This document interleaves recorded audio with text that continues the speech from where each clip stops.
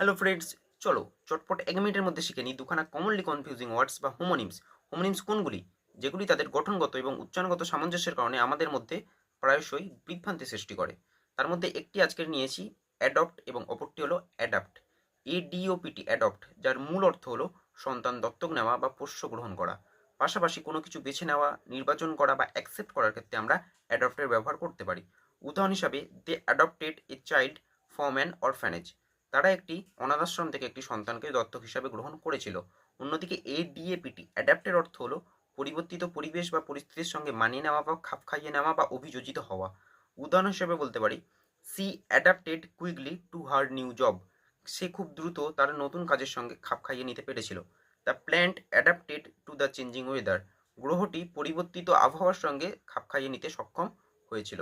এই ধরনের আরও ভিডিও পেতে সাবস্ক্রাইব করো আমার চ্যানেল লেটস লার্ন ইংলিশ।